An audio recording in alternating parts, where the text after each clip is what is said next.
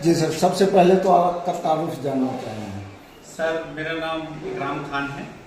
और मेरा ताल्लुक जो है उत्तर प्रदेश का एक ज़िला है बरेली, वहाँ से मेरा ताल्लुक है। अभी फ़िलहाल मैं यहाँ करीब 2.5 साल से और बिहार सरकार का एक प्रोग्राम चलता है तालीम नाबालिगान या एडोलेसेंस एजुकेशन प्रोग्राम के, उसके तहत यहाँ मैं as a regional resource centre coordinator Katihar में मैं पोस्टेड हूँ। अच्छा, कि क्या देखते हैं मदरसों में जाकर के, क्या देखते हैं आप? सर मदरसों में देखने से पहले मैं थोड़ा सा प्रोग्राम के बारे में आपको बेसिक सा बता दूं कि ये जो प्रोग्राम है तालीम नाबालिगान, जैसे आप इसके नाम से ही देखें कि एडोलेसेंस एजुकेशन प्रोग्राम ये है, ये बिहार सरकार का एक तरजीही प्रोग्राम है जिसकी सरपरस्ती जो है मोहतरमा खलीती फलाह माइनॉरिटी वेलफेयर डिपार्टमेंट मदरसा एजुकेशन बोर्ड कर रहे हैं, जिसका मकसद ये है कि जो हमारे मदारिस हैं सर, उनके तालीम के मेयार को किस तरीके से आगे बढ़ाया जाए, या जिस तरीके से मतलब इस प्रोग्राम का नाम है एडोलेसेंस एजुकेशन। जो हमारे एडोलेसेंस बच्चे होते हैं, जो नौजवान बच्चे होते हैं, वो बहुत अहम उम्र होती है सर। उस उम्र में अगर बच्चों को सही डायरेक्शन मिलती है तो वो आगे उनको कामयाबी मिलती है, सही आगे फॉलो होते हैं। और इसी तरीके से अगर वो एक ऐसी नाजुक उम्र होती है, अगर उसमें किसी तरह की बच्चा उसमें ज़्यादा एक्सपीरियंस करना चाहता है, ज़्यादा एक्सपोजर लेना चाहता है, अगर वो गलत डायरेक्शन में जाता है तो फिर वो जिंदगी उसके लिए आगे मुश्किल होती है। तो इसलिए इस प्रोग्राम में हमारा मकसद ये है कि एक तो जो हमारे मदरसे हैं उनमें तालीम की जो क्वालिटी है वो बेहतर हो। तो हमारा एक मॉड्यूल है दरीचे आगाही के नाम से, जिसके लिए हर मदरसे में 2 टीचर्स को ट्रेनिंग दी गई है, 2 नोडल टीचर बनाए गए हैं, उनको 7 रोज़ा ट्रेनिंग दी गई है। सैटरडे संडे वो उस मॉड्यूल को पढ़ाते हैं। उस मॉड्यूल में अगर आप देखें, उस मॉड्यूल में कुछ स्किल्ड बेस्ड टॉपिक दिए गए हैं कि बच्चों में क्रिटिकल थिंकिंग कि जो तनकीदी सोच है वो कैसे पैदा हो, बच्चों में क्रिएटिविटी है, जो तकनीकी सोच सलाहियत है वो किस तरीके से, बच्चे में फैसला लेने की सलाहियत, या बच्चों में प्रॉब्लम सॉल्विंग या लीडरशिप की क्वालिटी, ये वो एक तो टीचर्स जो है मदरसों में जो चीज़ें पढ़ा रहे हैं, सिलेबस तो पढ़ा ही रहे हैं, साथ ही साथ ये सारी जो लाइफ स्किल्स कह लें आप, जिंदगी की महारतें कह लें, जो एक इंसान को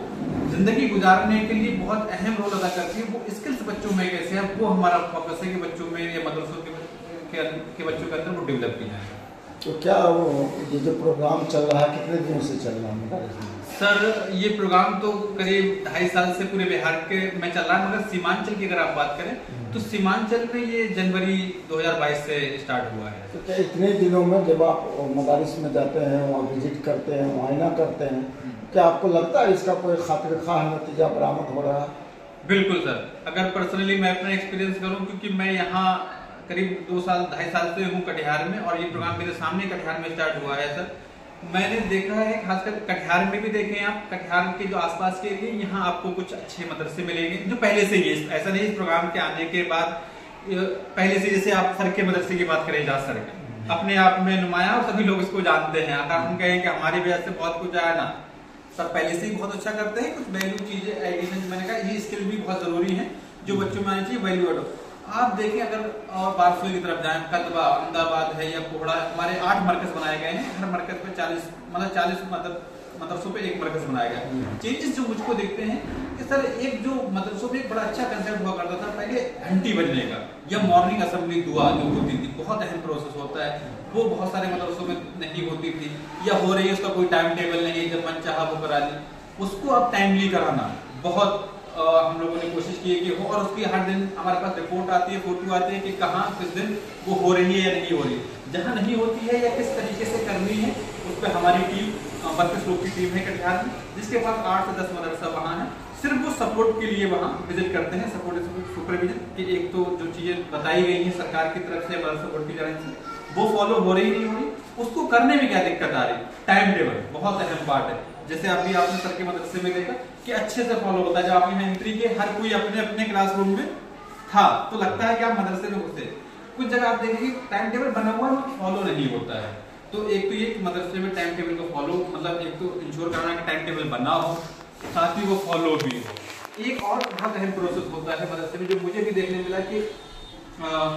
वीकली अंजुमन, जुमेरात को जो अंजुमन होती है, हफ्तावारी अंजुमन, कुछ मदरसों में जो बड़े मदरसे वहाँ होती थी, मगर ज़्यादातर में नहीं होती थी। अब भी मैं देखता हूँ कि 50% से ज़्यादा मदरसे हैं जो वीकली अंजुमन करते हैं। एक बहुत बड़ा चेंज आया है कि वो बच्चे, मतलब वीकली अंजुमन होता है क्या, बच्चों को बोलने का प्लेटफॉर्म दिया जाता है, वहाँ जहाँ वो अपनी क्रिएटिविटी दिखाते हैं, जिससे बोलने की सलाहियत है, उनके अंदर सोचने की सलाहियतें पैदा होती है। एक अहम बहुत, अगर मैं बोलूँ जो चेंज बोलूँगा, तो बच्चे आने लगे हैं जहाँ बिल्कुल नहीं आते थे,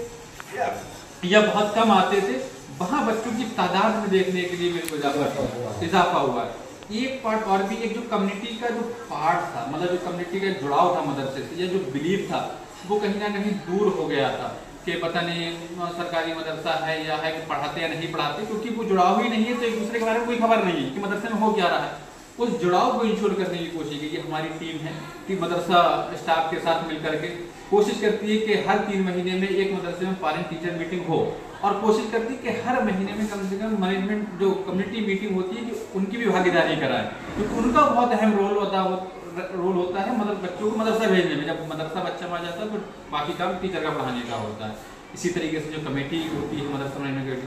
उसकी मीटिंग को बहुत एक्टिव कराया है ताकि वो एक्शन में रहे मदरसे का नज़्म नस्क बनाने में। तो काफ़ी चीज़ें सर हैं जो मैंने खुद जिनका मैं विटनेस रहा हूँ। तो ये सारे नतीजे आपने देखे कि बरामद हो रहे हैं। अभी जिस मदरसे में आप तशरीफ फरमा है, जहाँ पर आए हैं, वहाँ क्या आपने देखा, कैसा लगा आपको? अभी तक हाँ, मैं आज सर मदरसा इस्लाहुल मुस्लिमीन में आया हुआ हूँ, जिसका मदरसा नंबर 629 है। हाँ, तो अभी तक मैं यहाँ से बताने से पहले थोड़ा पुराना, जहाँ मैं बाकी मदरसों में जाता हूँ, मेरी कोशिश ये होती है कि वहाँ जाऊँ जहाँ थोड़ी प्रॉब्लम्स